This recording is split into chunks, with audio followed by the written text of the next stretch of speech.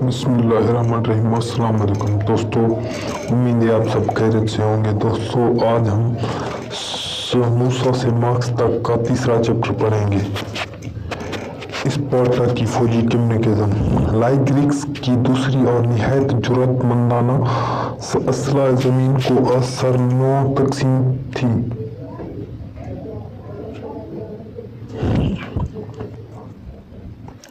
चुनांचे उसने शहरियों को जमीन की पुरानी तकसीमों को मंसूख करने और एक ऐसी नई तकसीम पर आमादा कर लिया जिसके मुताबिक सब की अमालत और तर्ज जिंदगी बिल्कुल मसावी हो। पुराने ज़माने में जजीरा नुमा बल्कान का सबसे जनूबी इलाका स्पार्टा कहलाता था। ये खालस ज़री खिता था। वहाँ डोरवीन कौम के लोग आबाद थे जिनका बुनियादी पेशा खेती बाड़ी था। स्पार्टा के शुमाल में एथेंस का इलाका था। वहाँ आयोनियन कौम के लोग आबाद थे। उसी मुनासबत से बाद में उस पूरे मुल्क को यूनान और वहाँ के बाशिंदों को यूनानी करार दिया गया। एथेंस के लोग ज़्यादातर तजरबात पेशा थे और बहरी तिजारत में कोई उनका मुकाबला नहीं कर सकता था। आयोनियन और डोरवीन कौम एक दूसरे के हरीफ थे। एथेंस और स्पार्टा दोनों जगहों पर शहरी रियासतें कायम थी जो बराबर आपस में लड़ती रहती थी। स्पार्टा की समाजी इस्लाहात का तज़किर हमें सबसे पहले बाबा तारीख हेरोडोटस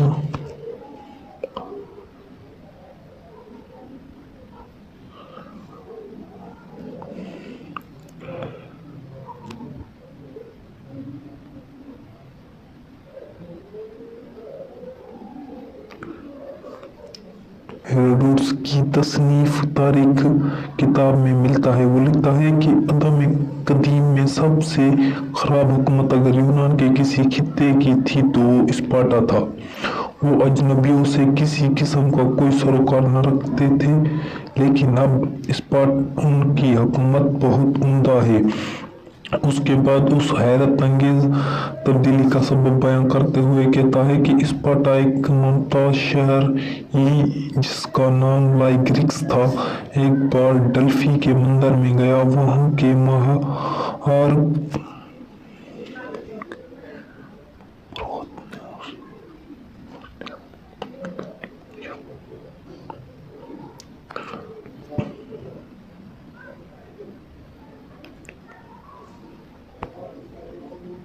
अपने भतीजे का जो स्पार्टा का बादशाह था उतालिक मुकर्रर हुआ तो उसने ये कवानीन क्रेट से हासिल किए, क्योंकि ये वाक़या है कि अतालिक होने के फौरन बाद ही उसने स्पार्टा की कवानीन में बुनियादी तब्दीलियाँ की और उसका पूरा बंदोबस्त किया। उन कवानीन को कोई मनसूख न करने पाए पर फिर उसने फौज के असर नौ तंजीम की और मुल्क में मुश्तरका लंगर खानों को रवाज दिया। लाइग्रिक्स यूनान की एक नीम तारीख और नीम अफसानवी शख्सियत है।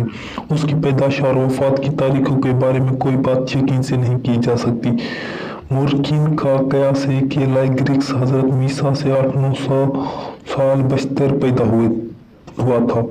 एक रवायत के मुताबिक उसने मिस्र, एशिया को चखा तक हिंदुस्तान का सफ़र भी किया था।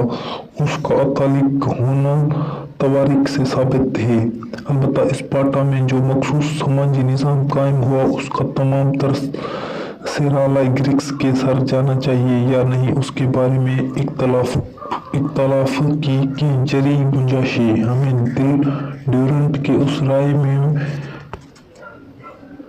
बड़ा वजन नजर आता है कि अस्तला की ये मिसालें किसी एक फर्द वाहिद की कानून साजी की मंसूबो मन्नत नहीं है, बल्कि मुख्तलिफ कायदों और रवायत थे जिनको कानून की शक्ल दी गई और आसानी की खातर उस शख्स से मंसूब कर दिया गया जिसने उन कानून को मुरतब किया था।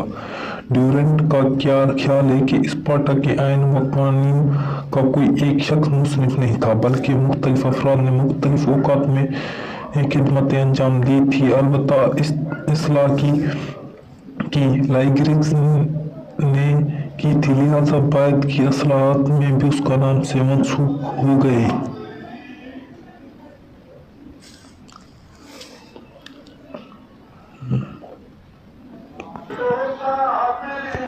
जिस वक्त लाइग्रिग्स तालिक मुकर्रर हुआ तो स्पार्टा के जरिए जमीन चंद खानदानों की मिल्कियत थी। बकिया लोग मजारियों या हारियों की मानंद खेतों में काम करते थे, जमीन पर उनका कोई हक नहीं था। लाइग्रिग्स ने आरजी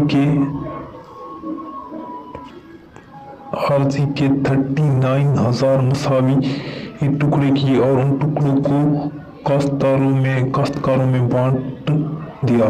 लाइग्रिग्स ने अमरा की गैर मनकूल जायदाद, सोना, चांदी, जेवरात वगैरह में भी जमीन की तरह लोगों में मसावी तकसीम करने की कोशिश की, लेकिन कामयाब नहीं हुआ। चुनांचे उसने एक नया हरबा इस्तेमाल किया। उसने चांदी सोने को बेहैसियत ज़रिए इस्तेमाल करने की मानत कर दी, यानी कोई शख्स सोने या चांदी के बदले कोई चीज़ खरीदे या बेच नहीं सकता था। उन कीमती धातु की जगह उसने लोहा राइज किया और उस वक्त की कदर भी बहुत गिरा दी। चुनांचे 500 रुपये की मालियत का लोहा रखने के लिए एक पूरा कमरा दरकार होता था। इतना वजनी सामान जो उठा कर नहीं जा सकता और न रिश्वत में दिया जा सकता है। लोहे को ज़रिए मुबतला बनाने और सोने चांदी की खैर फरोख्त रोक देने से कीमती धातु की इक्तिसादी अहमियत ही ख़त्म नहीं हुई, बल्कि मुआशरे में उनकी वक्त भी गिर गई। सोना चांदी जो अब तक दौलत और इज़्ज़त की अलामत समझे जाते थे, लोगों की नज़रों में अपना वक़ार खो बैठे।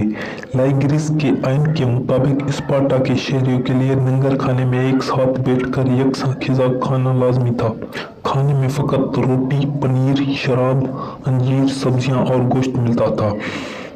हर शहरी को अनाज और दूसरी चीज़ें मुकर्ररा मिक़दार में और मुकर्ररा वक्त पर लंगर खाने को फराहम करनी होती थी, वरना उसे शहरियत के हकूक़ से महरूम कर दिया जाता। स्पार्टा की सियासी तंजीम भी यूनान की दूसरी शहरी रियासतों से मुख्तलिफ थी। लाइग्रिग्स के आइन के मुताबिक वहाँ एक के बजाय 2 बादशाह होते थे और दोनों के इख्तियारात करीब करीब बराबर थे। एक मजलिस शूरा थी जिसके दोनों बादशाह समेत 30 मेंबर होते थे। मजलिस शूरा के अरकान के लिए 60 साल से ज़्यादा उम्र का होना ज़रूरी था। गोया मजलिस बुजुर्गान थी। उस मजलिस को स्पार्टा के शहरी तमाम उम्र के लिए मुंतखब करते थे, मगर फ़कत उम्मतीन शहरी ही उस मजलिस के रुकन हो सकते थे। उसके अलावा वो एक शहरी असेंबली भी थी। 30 साल से ज़्यादा उम्र का हर शहरी उस असेंबली का रुकन होता था। इजलास महीने में एक बार ज़रूरी होता था। ये असेंबली मजलिस शूरा का इंतखाब करती, मजिस्ट्रेट और मुखिया मुकर्रर करती और जंग या सुलह का फैसला करती थी। बज़ाहिर उस असेंबली को तमाम इख्तियारात हासिल थे, लेकिन स्पार्टा के सफ़ेद के मालिक दरअसल मुखिया होते थे। इब्तिदा में स्पार्टा का शहर 5 गांव से मिलकर बना था और हर गांव का एक मुखिया होता था। चुनांचे स्पार्टा में 5 मुखियाओं की रीत पड़ गई। मुखियाओं को बड़े वसी इख्तियारात हासिल थे। वो बादशाह को भी अपनी अदालत में तलब करने के मजाज थे। दीवानी मुकदमात की सबसे ऊंची अदालत उन्हीं की थी और अमन व कानून का तहफ़्फ़ुज़ भी उनके सुपुर्द था। लेकिन स्पार्टा के हर बाशिंदे को शहरी हकूक़ हासिल नहीं थे। ये रुतबा फ़कत उन चंद हज़ार लोगों को मैसर था जो ड्रोइन कौम से ताल्लुक़ रखते थे। आबादी की बहुत बड़ी अक्सरियत, जिसको हिलायत कहते थे, शहरियत के तमाम हकूक़ से महरूम थे। हलायत दरअसल स्पार्टा के कदीम बाशिंदे थे। ये गुलाम वो स्पार्टा के शहरियों की ज़मीनों पर या घरों में काम करते थे। मालिक उनसे हर साल मुकर्ररा मिक़दार में शराब और फल वसूल करता था। फाजल पैदा और गुलाम अपने साफ में लाते थे। उन लोगों की ज़िंदगी बड़ी कठिन थी। स्पार्टा की एक अजीब रवायत गुलामों का साल बेसाल कत्लेआम था। उस मौके पर गुलामों की बस्तियों पर बाकायदा धावे होते थे और मुखबरों की रिपोर्ट के मुताबिक खुद सर और बागी गुलामों को चुन चुन कर कत्ल कर दिया जाता था। उन्हें मजालिम के सबब स्पार्टा में आए दिन गुलामों की बगावतें होती रहती थीं। स्पार्टा में दरहकीकत मुस्लिम अशरफिया राज करती थी। चुनांचे लाइगरिक्स की तमाम मुआशी और समाजी इस्लाहात का वाहिद मंशा अच्छे सिपाही पैदा करना था। अशरफिया ने पूरे मुल्क को फौजी छावनियों में तब्दील कर दिया था और हर शख्स की ज़िंदगी रियासत की फौजी ज़रूरतों की पाबंद होती थी। गुलाम सामान गिज़ा पैदा करते थे और शहरियों की तालीम व तरबियत उस अंदाज से की जाती थी कि उनके जिस्म तवाना और मजबूत हों, मगर उनके जहन में मुल्की कवानीन की अताअत के अलावा और कोई ख्याल ना आ पाए। लड़कों को 7 बरस की उम्र में घर वालों से अलग कर दिया जाता था और उनकी तालीम व तरबियत रियासत की निगरानी में होती थी। 30 साल की उम्र तक उनको बारकों में रखा जाता था। वहाँ उनको कश्ती लड़ना या तैरना, दौड़ना, सवारी करना, तलवार नेजी और तीर चलाना गरिज़ा वो तमाम हुनर सिखाए जाते थे जिनसे बदन में फुर्ती और ताकत आए। सर्दी हो या गर्मी, उनको हर मौसम में खुले आसमान के नीचे चटाई पर सोना पड़ता था ताकि जिस्म हर किस्म की सख्तियाँ बर्दाश्त करने का आदी हो जाए। हर साल कौमी त्योहार के मौके पर उनको ऑर्मिड्स देवता की मोहब्बत में कोड़े लगाए जाते थे, यहाँ तक कि ज़मीन उनके खून से रंग जाती थी।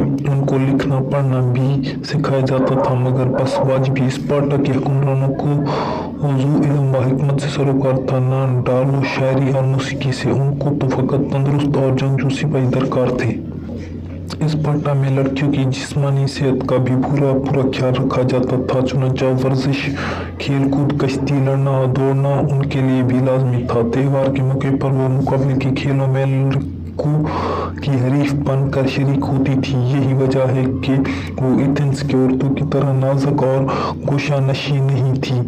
उनकी सोसाइटी में औरत का शोहर के अलावा दूसरे मर्द से जिनसे रिश्ता कायम करना मायूब नहीं समझा जाता था, बशर्ते के मकसद तंदुरुस्त औलाद पैदा करना हो। चुनांचे प्रोफेसर ब्री लिखता है कि स्पार्टा में लड़कियां लड़कों के साथ मिलकर जिम्नास्टिक की तरतीब हासिल करती थी। ये वर्जिश वो करीब बहरीना होकर करती थी। उनको जो आज़ादी नसीब थी वो उन्हें यूनान के दूसरी रियासतों की गोशा तन्हाई में रहने वाली औरतों से मुमताज़ करती थी। उसके बावजूद उनको पाक बाज़ी और अजमत नाबी का शहर दूर दूर तक था। अलबत्ता हुकूमत अगर उनको मुल्क के मफाद की खातिर बच्चे पैदा करने का हुक्म देती तो उन्हें उसकी तामील पर ज़रा बुरा असर न होता, ताख़ा उस हुक्म से अज़वा तजी रिश्तों की तकद्दुस पर हरफ ही क्यों न आता हो। स्पार्टा नौमौलूद बच्चे भी रियासत की मिल्कियत तस्वर होता था। चुनांचे कोई बच्चा अगर हमारी लागैर या गैबी पैदा होता तो उसे पहाड़ की चोटी से नीचे फेंक कर हलाक कर दिया जाता। समाजी रवायतों और रियासती ज़ाब्तों की वजह से स्पार्टा की शहरियों की ज़हनियत कुछ ऐसी हो गई थी कि रश्क और काबत उनमें मफहूम थी। चुनांचे पोलट्रैक के बकुल लाइगरिक्स रश्क और जिनसी इजारादारी का मजाक उड़ाया करता था और लोगों की उस ज़हनियत पर हंसता था कि वो अपने कुत्तों और घोड़ों का तो बहुत ख्याल रखते हैं और उनसे उम्दा नस्ल हासिल करने के लिए पैसे खर्च करते, लेकिन अपनी बीवियों को घरों में बंद रखते हैं ताकि उनकी औलाद उन्हीं के नुत्फे से हो, अगर ये औलाद कितनी ही अहम, कमज़ोर और बीमार क्यों ना हो। ये एक तारीखी हकीकत है कि स्पार्टा की मर्द और औरत अपनी तवानाई, तंदुरुस्ती और खुद बुराई के लिए पूरे यूनान में मशहूर थे। स्पार्टा की इक़्तिदार का परचम तकरीबन 200 बरस तक लहराता रहा। उस इस्लाम में उसने अपने सबसे बड़े हरीफ एथेंस को बार बार ज़ुक दी और अनगिनत लड़ाइयों में अपनी ताकत का लोहा मनवाया, लेकिन कोई समाजी निज़ाम जिसका बुनियादी मकसद जंग व जदाल हो, जो मुल्क की अक्सरियत को गुलाम बनाकर उनकी मेहनत से अपनी कुव्वत और इमारत की ईमान तामीर करे, पायदार नहीं होता।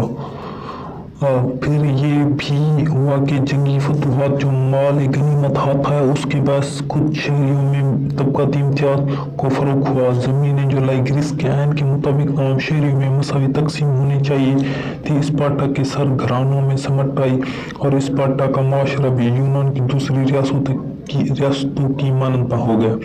अलबत्ता तीसरी सदी कबल मसीह के वसत में स्पार्टा की शाही घराने के एक नौजवान को लाइग्रिस की इस्लाह को दोबारा नाफिज करने की धुनसार हुई। उस नौजवान का नाम आकस था। मिक्स बीड़े ने उसको पहला कम्युनिस्ट शहीद कहा। हालांकि लाइग्रिक्स की असलाहत से स्पार्टा में न इस तरह की निज़ाम कायम हुआ और न आकस के मंसूबों से उसका इम्कान था। 240 कबल मसीह में जब वो तख्त पर बैठा तो उसने सोचा कि मेरे लिए दूसरे बादशाहों से हवाशम में सबक ले जाना महाल है। अलबत्ता मैं चाहता हूँ कि सादगी इफरुतनी और आलिम दिमागी के जरिए कोई ऐसा काम सर अंजाम दूँ जो दूसरों बादशाहों की शोहरत को मानंद कर दे। तो मैं सही माना में एक अजीम फरमानवार के लाने का मुस्तक हूँगा। आकस ने असेंबली के रूबरू तजवीज़ पेश की कि कर्जदारों के तमाम कर्जे माफ़ कर दिए जाएं और ज़मीन को 19,500 मसावी टुकड़ों में बांट दिया जाए। ये 4,500 टुकड़े स्पार्टा के शहरियों को मिले और 15,000 स्पार्टा के कदीम बाशिंदों और उन गैर मुल्कियों को जिनमें स्पार्टा के शहरी बनने की सलाहियत हो। नेज़ पुरानी वसह के लंगर खाने जिनमें सब लोग एक साथ खाना खाएं दोबारा जारी किए जाएं और स्पार्टा की माशराती ज़िंदगी को लाइग्रिक्स के पुराने असूलों पर असरनो तरतीब दिया जाए। आगस ने अपनी तमाम जायदाद और अपनी मालदारी की माँ और दादी की सारी मिल्कियत भी असेंबली के हवाले कर दी। आकस की उन तजवीज़ को शहरियों के नौजवान तबके ने खूब सराहा, लेकिन अमादीन शहर और ज़मींदार ने आकस की सख्त मुखालफत की। उस गिरोह का सरगना स्पार्टा का दूसरा बादशाह लिविंस था। स्पार्टा की मजलिस शूरा ने लिविंद उसका साथ दिया और मुखियों की अक्सरियत भी लिविंद की उसकी हामी हो गई। गर्तिया साहिब अमलाक तबका आकस का दुश्मन हो गया। आकस को गिरफ्तार करके बंदी खाने में डाल दिया गया। हालांकि उसने नेपटून देवता के मंदिर में पनाह ली थी। स्पार्टा का सदियों पुराना कानून ये था कि अगर कोई शख्स नेपटून के माबद में पनाह ले तो उसे गिरफ्तार नहीं किया जा सकता, लेकिन अरबाब अख्तियार के मफाद को अगर खतरा हो तो वो खुद अपने बनाए हुए कवानीन की खिलाफ वर्जी से गुरेज नहीं करते। उन्होंने आकस पर खुली अदालत में मुकदमे चलाने के बजाय कैद खाने ही के अंदर एक मखसूस अदालत कायम की। अदालत ने पहले तो आकस को समझाया कि अगर तुम अपने इरादे से बाज आ जाओ और तौबा कर लो तो तुम्हें आज़ाद कर दिया जाएगा। मगर जब आकस ने जवाब दिया कि मैं लाइग्रिक्स के कानून पर कायम हूँ और मरते दम तक कायम रहूँगा, तो उसे फांसी दे दी गई। आकस की मौत के बाद उसकी माँ और दादी को भी कत्ल कर दिया गया। मगर आकस की मौत के 5 बरस बाद जब लिविंद उसका बेटा क्लिमेनस बाप की जगह तख्त पर बैठा तो उसने आकस की इस्तिलात को बरोज नाफिज करने का फैसला किया। उसने फौज को अपना हमख्याल बनाया और सिपाहियों की मदद से ज़मीनी शहरियों में तकसीम कर दी और कर्जदारों के कर्जे माफ़ कर दिए। लेकिन उमादीन शहर भी निचले बैठने वाले न थे। ये तो वो गिरोह है जो अपने तबकाती मुफाद की हिफाजत के लिए मुल्क की आज़ादी का सौदा करने में भी कोई पाक महसूस नहीं करता। चुनांचे स्पार्टा के रईसों ने मुकदमिया के बादशाह से साजबाज की और उसे स्पार्टा पर हमला करने पर आमदा कर लिया। जंग में क्लिमेनस को शिकस्त हुई और मुकदमिया के बादशाह ने उसकी अस्तालत को मंसूब करके स्पार्टा का नज़्म ज़ब्त उमादीन शहर के हवाले कर दिया और स्पार्टा का इश्तरा की तजुर्बा हमेशा के लिए ख़त्म हो गया। اس کے باوجود اسپارٹا کے اس تجربے کی تاریخی اہمیت سے انکار نہیں کیا جا سکتا، کیونکہ یونان کا دولت مند طبقہ اسپارٹا کی طرز زندگی سے بہت معروف تھا۔ اس کی دلی آرزو تھی کہ یونان کی جمہوری روایتوں کو کسی صورت سے ختم کر دیا جائے اور ان کی جگہ اسپارٹا کا عسکری نظام رائج ہو جائے۔ چنانچہ افلاطون، زینون، پلوٹارک اور دوسرے یونان مفکرین کا تعلق نیچے طبقوں سے تھا۔ اسپارٹا کی شناخت خوانی کرتے نہیں تھکتے۔ افلاطون کی نظر میں تو اسپارٹا ایک مثالی ریاست تھی۔ اس نے اپنے مشہور کتاب ریپبلک میں اسپارٹا ہی کو سامنے رکھ کر ایک اشتراکی ریاست کا خاکہ کھینچا ہے۔ دور جدید کے مغربی مفکرین کو بھی اسپارٹا کی سماجی نظام میں اشتراکیت کی جھلک دکھائی دیتی ہے۔ مثلاً میکسی بیئر اس نظام کو کمیونسٹ کہتا ہے، البتہ تسلیم کرتا ہے۔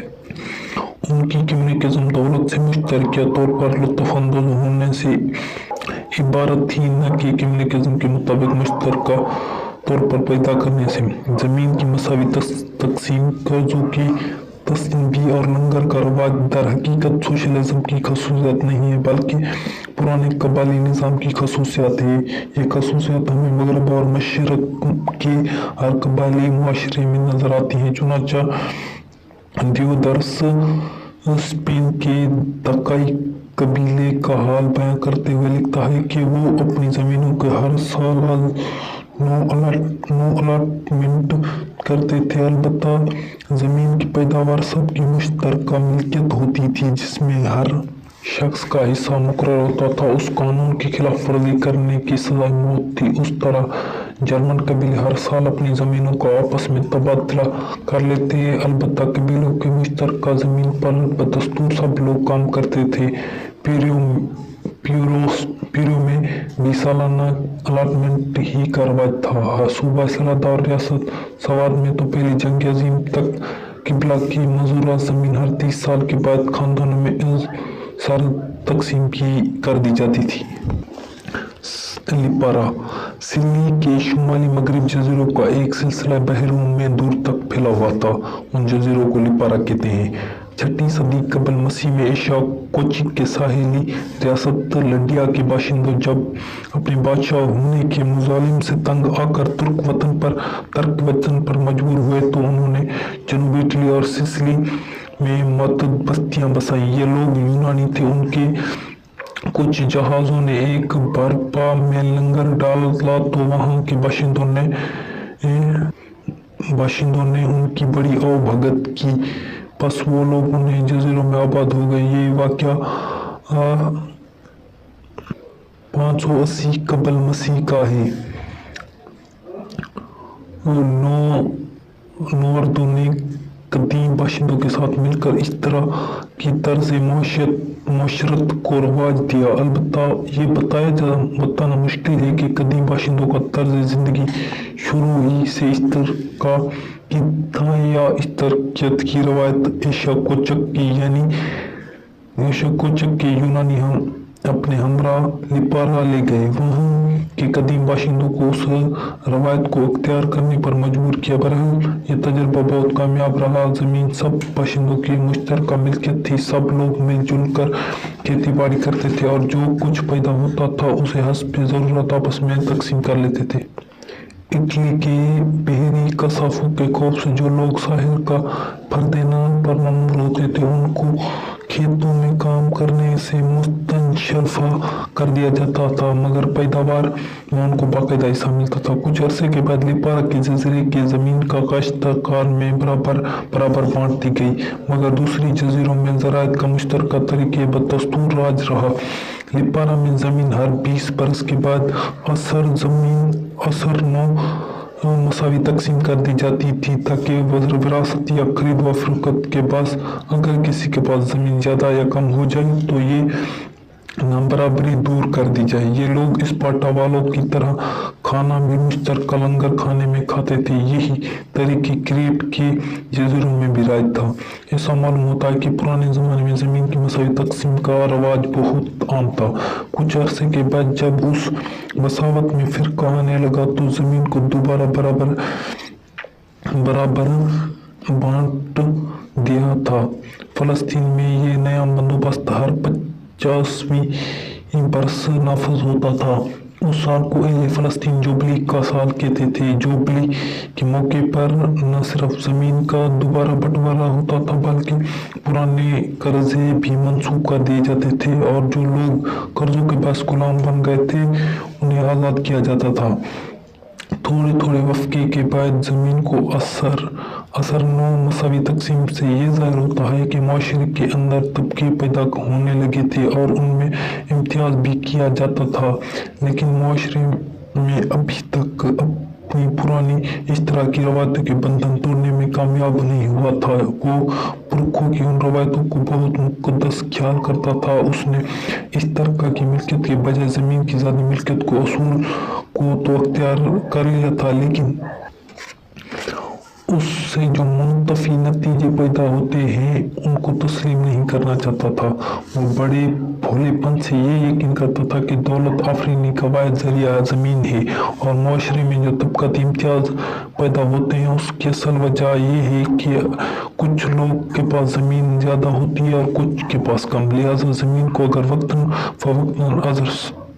वक्तन ब बराबर तकसीम कर दिया जाए तो माशरती मसावत बरकरार रहेंगी। उस तरह उन्होंने सूदी लेन देन की असूल को तो मान लिया था, मगर उससे जो खराबियाँ पैदा हुई थी उनका ज़मीर उन खराबियों को नापसंद करता था। चुनांचे उन्होंने सूदी लेन देन को तो बंद कर दिया था। वो ऐसा कर ही नहीं सकते थे। अलबत्ता ऐसे कवायद से वजह किए कि कुछ मुद्दत गुजरने के बाद कर्जदारों वो सूद की जिम्मेदारियों से खुद ब खुद सबकदोश हो जाता था। उस वक्त तक ज़ाती मिल्कियत और तबक़ाती इम्तियाज़ की जड़ें मजबूत नहीं हुई थी और ना लोग अपनी पुरानी रवायतों को पूरी तरह फरामोश कर सके थे। लेकिन 2-4 सदियाँ गुजरने के बाद लोग कबायली मसावत के पुराने तरीक़ों को भूल गए और ज़ाती मिल्कियत एक मुक़द्दस हकीकत बन गई जिसका तहफ़्फ़ुज़ रियासत का फरीज़ा करार पाया गया। तो इंशाल्लाह दोस्तों आपको ये वीडियो बहुत अच्छी लगी होगी। अगर अच्छी लगी तो लाइक, कमेंट्स और सब्सक्राइब ज़रूर कीजिएगा। इसके बाद इसका चौथा बाब अफलातून की अशरफिया कम्युनिकेज़म इंशाल्लाह वो भी पढ़ेंगे। तो दोस्तों इंशाल्लाह आज के लिए हमें इजाज़त दीजिएगा।